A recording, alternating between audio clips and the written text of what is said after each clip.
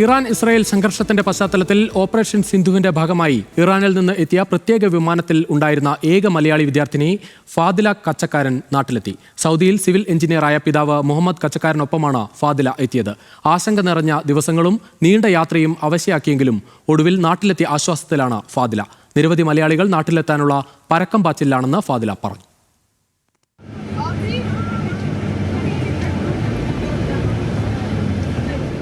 ഇത് ജീവൻ കയ്യിലെടുത്ത് സുരക്ഷിത ഇടം തേടി പായുന്നതിനിടെ ഫാദില പകർത്തിയ ദൃശ്യങ്ങളാണ്. ഏറെ പ്രതീക്ഷയോടെ പ്രിയപ്പെട്ട രാജ്യത്ത് ഇഷ്ടവിഷയം പഠിക്കാനെത്തിയതാണ് ഫാദില. എന്നാൽ പൊടുന്നിനെ ചുറ്റുപാടുകൾ യുദ്ധസമാനമായ സാഹചര്യത്തിലേക്ക് മാറിയതോടെ കടുത്ത ആശങ്കയിലായി ടെഹ്റാനിൽ 1-ാം വർഷ MBBS വിദ്യാർത്ഥിനിയായ മലപ്പുറം മുടിക്കോട് സ്വദേശിനി ഫാദില കച്ചക്കാരൻ. ടെഹ്റാനിലുള്ള Shahid Beheshti university of medical സയൻസിൽ നിന്നും രാജ്യം വിടാൻ ആദ്യ ഇന്ത്യൻ സംഘത്തോടൊപ്പം ഫാദില ചേർന്നു. ബസ്സിൽ സ്ഫോടനങ്ങൾക്ക് നടുവിലൂടെ 100 കിലോമീറ്റർ അപ്പുറത്തേക്ക്. എന്നാൽ എത്തിയത് എരിചട്ടിയിൽ നിന്ന് വറചട്ടിയിലേക്ക്. എത്തിയിടം ന്യൂക്ലിയർ പ്ലാന്റുകൾക്ക് സമീപം. വീണ്ടും സുരക്ഷിത ഇടം തേടിയുള്ള നെട്ടോട്ടം. ഇത് വിവരിക്കുമ്പോൾ ഫാദിലയുടെ കണ്ണുകളിൽ ഭയം നിറയുന്നു. ഇനിയും മലയാളി വിദ്യാർത്ഥികൾ ഇറാനിലുണ്ട്. എന്നാൽ കുടുംബമായി താമസിക്കുന്നവർ കുറവാണെന്ന് ഫാദില പറഞ്ഞു. എംബസിയും നോർക്കയും അടക്കം ഇന്ത്യ ഗവൺമെന്റും കേരള സർക്കാരും കാര്യമായ ഇടപെടൽ നടത്തുന്നുണ്ട്.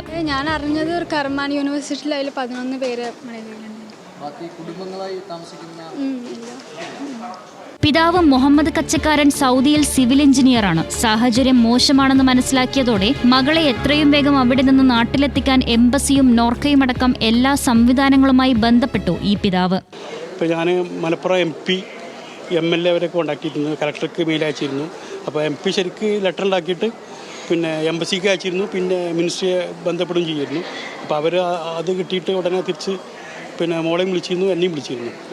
നോർക്കയുടെ ഒക്കെ ഒരു സഹായം നോർക്ക ഉണ്ടായിരുന്നു. നോർക്ക ഇപ്പോൾ എയർപോർട്ടിൽ വന്നപ്പോൾ അവരുണ്ടായിരുന്നു. എല്ലാ പിന്നെ സപ്പോർട്ട് ചെയ്തിരുന്നു എല്ലാ കാര്യങ്ങൾക്കും. എംബസിയിൽ നിന്നും ഇന്ത്യ ഗവൺമെന്റിൽ നിന്നൊക്കെ ഒരു വലിയ സഹായം, നല്ല സപ്പോർട്ട് ഉണ്ടായിരുന്നു. കാര്യങ്ങൾ പുരോഗമിക്കുന്നതിനിടെ ഇറാൻ സോഷ്യൽ മീഡിയ ആപ്പുകൾ ബാൻ ചെയ്തതോടെ ആശയവിനിമയം അറ്റതോടെ കടുത്ത ആശങ്കയിലായെന്ന് മുഹമ്മദും ഫാദിലയും പറഞ്ഞു. കമ്മ്യൂണിക്കേഷൻ റിസ്ട്രിക്ഷൻ വന്നു. കാരണം വാട്സപ്പ്, ടെലിഗ്രാം ഒക്കെ ബ്ലോക്ക് ചെയ്തിരുന്നവർ. പിന്നെ അവരുടേതായ ഒരു ചില ആപ്പ് ഉണ്ടായിരുന്നു. ബാലയറിൻ്റെ ഒരു ആപ്പുണ്ട്. പിന്നെ അത് ഉപയോഗിച്ചിരുന്നു. അങ്ങനെ കമ്മ്യൂണിക്കേഷൻ കിട്ടിയിരുന്നു. ഇതിനിടയ്ക്ക് നമുക്ക് എന്താ പറയുക, വാട്സപ്പും ടെലിഗ്രാമൊക്കെ ഫുള്ള് ബ്ലോക്ക് ആക്കിക്കാണ്. ഫുള്ള് ഇറാനി ആപ്പ് മാത്രം യൂസ് ആക്കാൻ പറ്റുള്ളൂ. അങ്ങനെയൊക്കെയാണ് അവസ്ഥ.